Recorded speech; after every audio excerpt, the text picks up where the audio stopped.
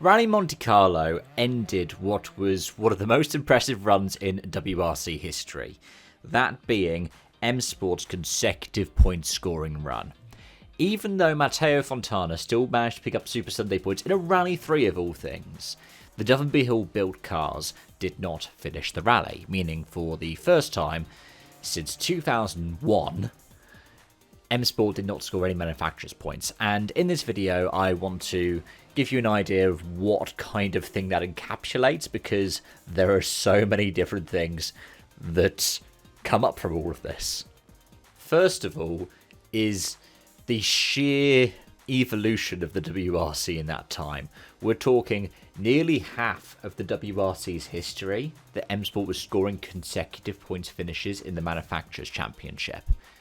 They had the Focus, the second version of the Focus after the 99 rear wing, and went through the third evolution of the Mark 1 Focus before going over to the Mark 2 Focus, which then had its own sort of facelift, and then the Fiesta, which ended up being the first 1.6 litre car in 2011, getting a facelift around 2014, then in 2017 going into the WRC Plus, which itself ended up with some kind of a facelift as well, before being replaced by the Rally 1 Puma in 2022, of which 2 years were hybrid, and then 2025 did not include the hybrid.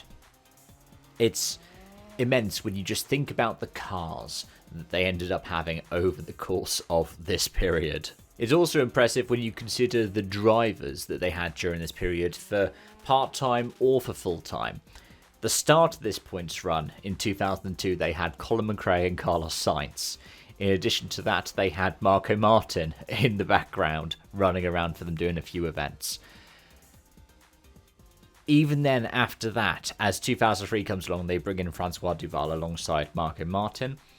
And in the background, the drivers they bring in after Martin goes off, they have Tony Gardemeister for a while, they have Roman Cresta, but then they have Marcus Gronholm in 06 and 07 before he retires. They have Mikko Hirvonen, who sees them all the way through until he moves over to Citroen for 2012. They have Jari-Matti Latvala.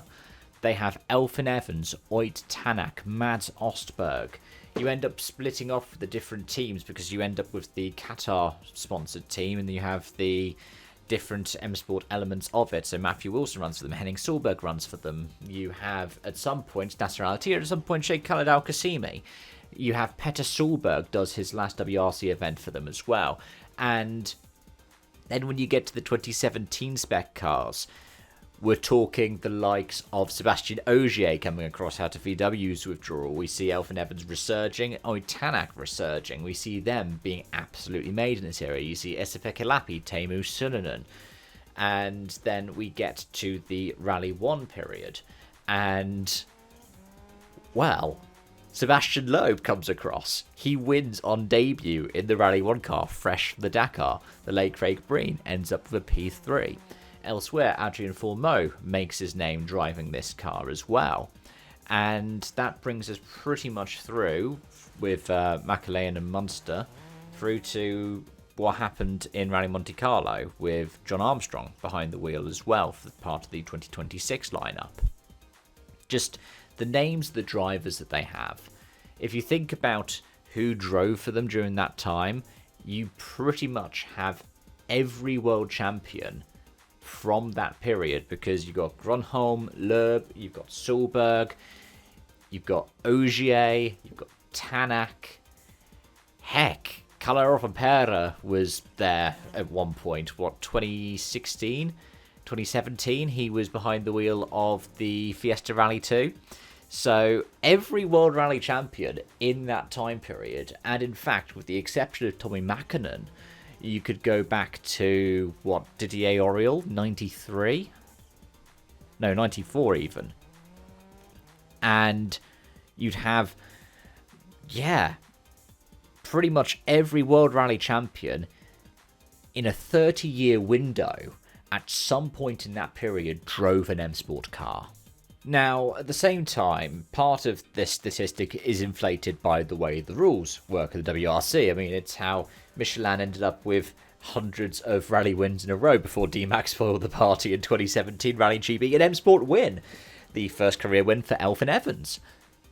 But, yeah, it has been sort of inflated in a way by the way the rules have changed over the years. So manufacturers' points nowadays are scored differently because it's the top 10 manufacturers' entries that get points. And in addition to that, you've got the bonus stuff. You've got Super Sunday and everything like that.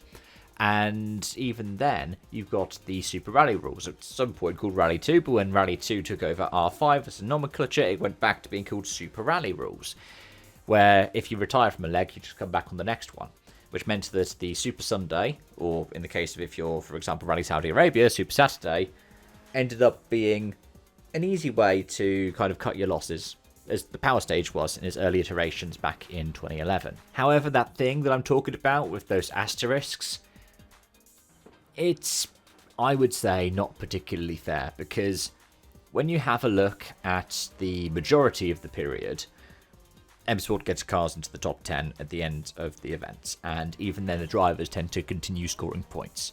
I mean, if you wanted to continue to say about M-Sport cars scoring points, you'd include Fontana, and you go, well, actually, it did intend with Rallye Monte Carlo. But I think having it end with Rallye Monte Carlo is a very neat way of doing it, because it's where the run started. It's also emblematic of how tricky world rallying can be. If you think about what they had at the start of that period, you still had the Safari, the original Safari Rally as part of it. You had some of those intense Rally GBs that we had over that time. You had the introduction of Cyprus. You had the Acropolis. You had some proper car breakers in there, and cars that were less reliable. Even then, you had tons of manufacturer teams. And in 2002, remember, the points only went to the top 6 drivers. So top 8 for 03 through 2009, and then in 2010 it started going to the top 10. 2011 we got the power stage, and then that got extended even further to the top 5 of the power stage, 2017, and then we got the 2024 introduction of Super Sunday. It's been wild for the WRC. There have been so many changes, so many transitions, but if you think about it, the hardest part of that streak was the start of it. Because think about the work teams you had in 02. Yeah, you had Ford, you had 2, usually 3 cars. You had Subaru with 2, sometimes 3 cars. You had Mitsubishi sort of for part of the season. You had Skoda, you had Hyundai, you had Citroen. We're talking well over a dozen. In some cases, with Peugeot as well, who I somehow managed to completely omit from all of this, you could end up with 24 works cars entered for an event. Now, it did peter out around 03. We lost Hyundai. Mitsubishi came in and out a couple of times. Skoda dropped out as well. And then we lost the likes of Subaru. We had Suzuki for a while as well. We lost Peugeot. At one point, 09, 2010, we only had 2 manufacturers. We only had Citroen and Ford. So, in some ways, that hardest period, the most impressive period, is that first run. But then it just means that as the competition came in and came out, that constant where M-Sport was constantly there, constantly scoring manufacturers' points, no matter what driver, no matter what car, no matter how much development they had in it, whether Ford were a works partner or whether they were just giving a little bit of support here or there. It's all impressive, nonetheless. Either way, folks, those are my thoughts, those are my feelings, those are my observations, those are the different things I wanted to talk about M-Sport's legendary WRC run. If you have any thoughts, do let them be known in the comment section down below. But as always on this channel, until next time, it's bye-bye for now.